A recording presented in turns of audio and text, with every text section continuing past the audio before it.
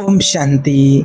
ये 7 संकेत इसमें से एक भी मिलता है तो समझो भगवान आपकी मदद कर रहे हैं। ये संकेत जब आपके जीवन में आने लगते हैं तो समझो कि भगवान आपकी मदद कर रहे हैं, परमेश्वर आपके लिए कार्य कर रहे हैं, आपके साथ ईश्वर चल रहे हैं। देखिए होता क्या है, कभी कभी आपने भी अपनी लाइफ में अनुभव किया होगा या आपने कभी महसूस किया है कि आप अपनी ज़िंदगी में अकेले पड़ जाते हैं। आपके रिश्ते टूटते जा रहे हैं, आपके रास्ते बंद होते जा रहे हैं और आपका मन बार बार हार मानने को कहता है। अगर हाँ ऐसा है तो हो सकता है आप हार नहीं रहे हो, बल्कि भगवान आपके जीवन में चलना शुरू कर चुके हैं। क्योंकि जब भगवान चलते हैं तो सबसे पहले वो हमारे पुराने रास्तों को बंद करते हैं ताकि हम उनके नए रास्तों पर, उसके बताए हुए नए रास्ते पर हम चल सकें। तो आज की वीडियो में हम बात करेंगे ऐसे 7 गहरे संकेतों की जो ये साबित करते हैं कि ईश्वर इस समय आपके जीवन में सक्रिय रूप से कार्य कर रहे हैं। भगवान आपको संकेत दे रहे हैं। ये सिर्फ कोई बातें नहीं हैं, ये आपके जीवन की दिशा बदल सकते हैं। और आज हम जानेंगे कि जब ईश्वर हमारे जीवन में आगे बढ़ते हैं तो वो किन संकेतों से हमें बताते हैं कि मैं काम कर रहा हूँ, तू अकेला नहीं है। चलिए आज एक एक करके हम उन सभी संकेतों को समझते हैं। सबसे पहला संकेत, आपकी ज़िंदगी में अचानक संघर्ष बढ़ जाता है। बहुत बार ऐसा होता है जैसे ही आप ईश्वर के करीब जाने की कोशिश करते हैं वैसे ही आपके जीवन में मुसीबतें बढ़ जाती हैं। हो सकता है आपकी नौकरी चली जाएगी, आपके परिवार में झगड़ा शुरू हो जाएगा, स्वास्थ्य बिगड़ने लगता है, अंदर खालीपन और बेचैनी घर कर लेती है। लेकिन क्या आप जानते हैं कि जब भगवान आपके जीवन में कुछ बड़ा करने की योजना बनाते हैं तो वो सबसे पहले पुराने ढांचे को तोड़ते हैं। क्योंकि जब तक पुरानी सोच, पुराने रिश्ते, पुरानी आदतें और वो जगह जो अब आपके लिए सुरक्षित नहीं रही, जब तक ये सब बने रहेंगे तब तक आप नई ऊंचाइयों तक नहीं पहुंच सकते हैं। भगवान सबसे पहले आपकी ज़िंदगी से उन चीज़ों को हटाते हैं जो आपके भविष्य में रुकावट बनने वाली होती है। इसलिए जब रिश्ते टूट जाते हैं या आपकी नौकरी चली जाती है, जब दोस्त आपको धोखा देने लगते हैं, जब आपको लगता है कि सब कुछ बिखरता है, तो उस टाइम पर आप घबराइए मत। शायद वो ईश्वर का तोड़ना नहीं बल्कि आपके लिए कुछ नए निर्माण की शुरुआत है। जैसे एक किसान पहले ज़मीन को जोतता है, मिट्टी को पलट रहा है, पुराने खरपतवार हटाता है, तभी वो नया बीज बोता है। वैसे ही भगवान आपकी ज़िंदगी के ज़मीन को तोड़ते हैं ताकि आप में नया बीज बो सकें, विश्वास का, उद्देश्य का, बुलाहट का। तो अगली बार जब कुछ टूटे तो ये मत सोचिए कि भगवान ने आपको छोड़ दिया है, बल्कि ये समझिए कि वो आपके जीवन की नींव को मजबूत बना रहे हैं। क्योंकि ऊंचाई पर जाने वाले महलों की नींव हमेशा गहराई में जाती है। इस बात की गांठ बांध करके अपने जीवन में रख लेना। अब आता है संकेत नंबर 2, आप पापों के प्रति अधिक संवेदनशील हो जाते हैं। पहले आप गुस्सा करते थे, झूठ बोलते थे, आलोचना करते थे और कुछ महसूस आपको नहीं होता था। लेकिन अब एक छोटी सी गलती भी आपके दिल को चुभ जाती है। आप पश्चाताप में रोते हैं। आपको लगता है जैसे कोई आपके अंदर से कह रहा है ये मत करो, ये रास्ता तेरा नहीं है। यही है भगवान की आत्मा का कार्य।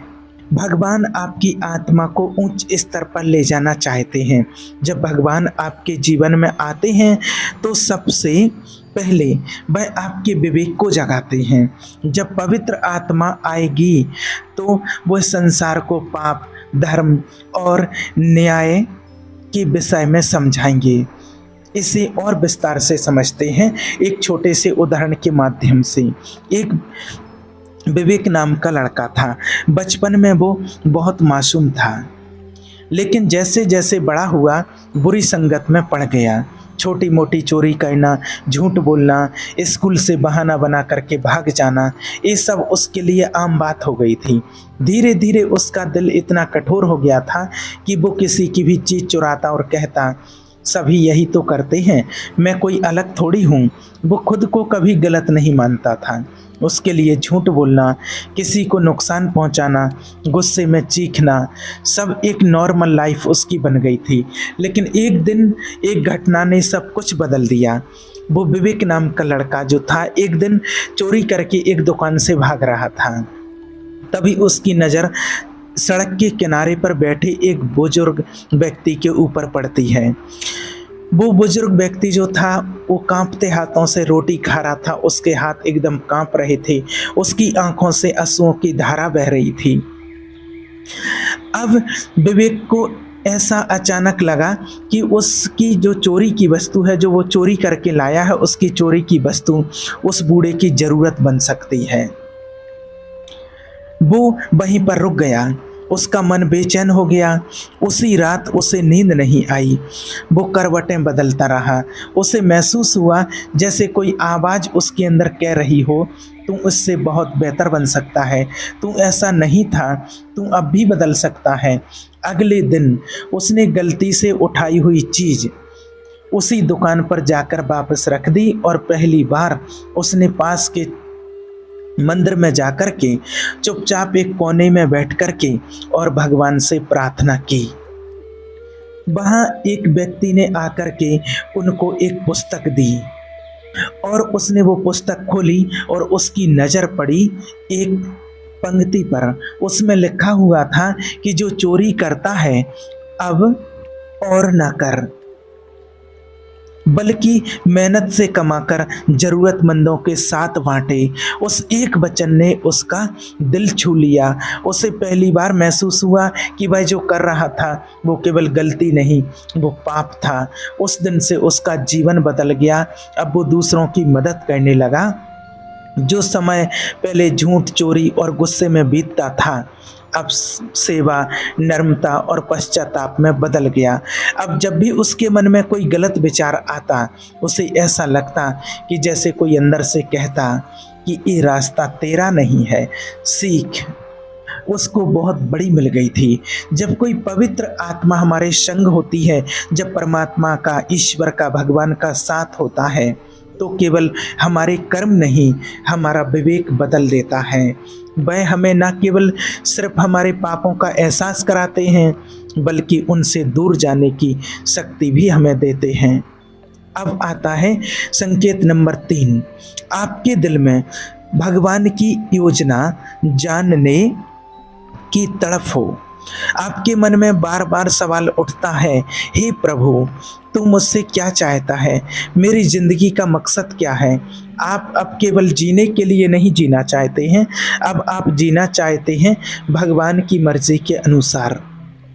भगवान कहते हैं कि तू मेरी अगुवाई कर और मैं तेरे साथ चलूं।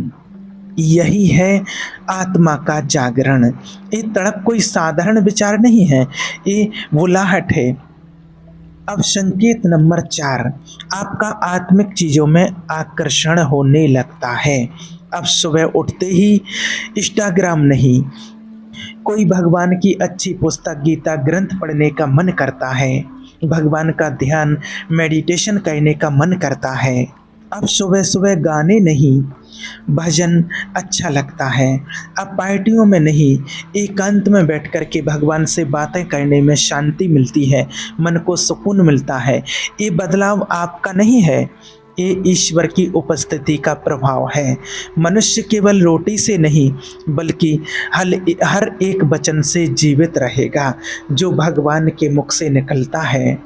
जब आप भगवान के कोई महावाक्य की किताब कोई पढ़ते हैं, जिसमें भगवान के मुखारविंद से उच्चारण किए हुए महावाक्य हैं, जब वो पढ़ते हैं, तो वो कोई किताब नहीं होती है, वो परमेश्वर की, भगवान की सांस होती है जो आपके आत्मा में उतरती है। अब आता है संकेत नंबर 5, परिस्थितियाँ खराब होने पर भी दिल में शांति होती है। घर में कर्ज है, नौकरी नहीं है, रिश्तेदार ताने मारते हैं, फिर भी मन शांत है। आंखों में आंसू हैं, लेकिन दिल में भरोसा है। आप जानते हैं, ये शांति आपको दुनिया नहीं दे सकती है, ये सिर्फ भगवान से आती है। जो समझ से परे है, वह शांति तुम्हारे हृदय की रक्षा करेगी। अगर आप इन संकेतों को खुद में देख रहे हैं तो आप महसूस कीजिए और हमें भी बताइए कि मैं भगवान की योजना को स्वीकार करता हूँ। क्योंकि जब आप स्वीकार करते हैं तो भगवान आपके लिए रास्ते बनाते हैं। अब संकेत नंबर 6, जब आपके अंदर सेवा, प्रेम और करुणा का भाव बढ़ने लगता है और दूसरों की पीड़ा अपने जैसी लगती है, अब आप दूसरों की मदद करना चाहते हैं बिना किसी स्वार्थ के, तो भगवान कहते हैं कि जो तुमने किसी भी अन्य आत्मा के लिए किया है, किसी की मदद की है, तो वो तुमने मेरे लिए किया है। देखिए, एक दिन की बात है, एक बहुत अच्छी स्टोरी। ठंडों की रात थी, सड़कें सुनसान थीं, हर कोई अपने घर में हीटर और कंबलों में लिपटा बैठा था। एक मीरा नाम की महिला मंदिर से लौट रही थी।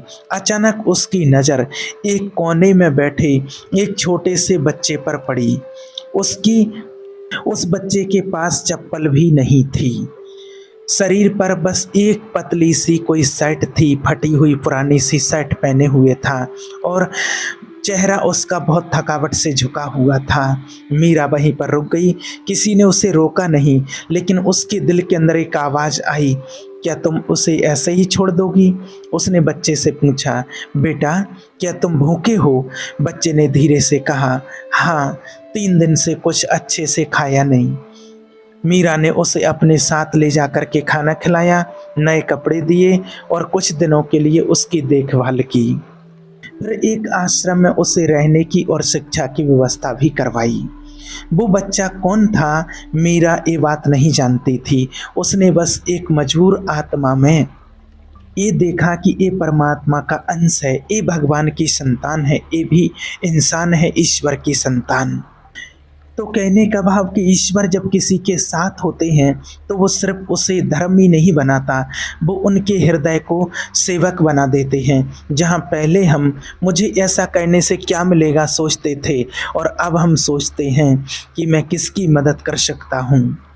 और कई बार हमारी एक छोटी सी सेवा किसी की पूरी ज़िंदगी बदल सकती है। अब लास्ट आता है संकेत नंबर 7।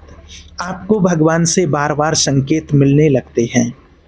आपके सवाल का जवाब अचानक किसी भी धर्म ग्रंथ में, गीता में, किसी भी ग्रंथ में, या फिर कोई भी वीडियो में, यूट्यूब की वीडियो में, या किसी विश्वासी दोस्त के जरिए आ जाता है। आप सोचते हैं ये तो मैंने किसी से कहा भी नहीं, फिर ये जवाब कहाँ से आया? ये भगवान की पुष्टि होती है। इसलिए किसी ने कहा है कि अपने मार्गों को भगवान के ऊपर विश्वास करके छोड़ दो और उस पर भरोसा रख, वही पूरा करेगा। तो अगर इन 7 संकेतों में से कोई एक भी आपकी ज़िंदगी में है तो समझिए कि आपका जीवन सिर्फ आपका नहीं रहा, अब यह भगवान की योजना का हिस्सा बन चुका है। हो सकता है आप अभी आंधियों से गुजर रहे हों, लेकिन याद रखें, भगवान अपने सबसे बेहतरीन एक्टर को सबसे कठिन रोल में भेजते हैं। अगर आज इस वीडियो से आपने कुछ महसूस किया है, आपकी आत्मा ने ये महसूस किया है कि हाँ, ये तो मेरी ही बात है, अगर ऐसा कहा है तो आप निश्चित रूप से मान लीजिए और ये आप महसूस कीजिए और अपने अंदर एक दृढ़ संकल्प कीजिए कि अब से मैं परमेश्वर के, ईश्वर के बताए हुए संकेतों के आधार पर ही चलूँगा, मैं भगवान के संकेतों के आधार पर ही चलूँगी।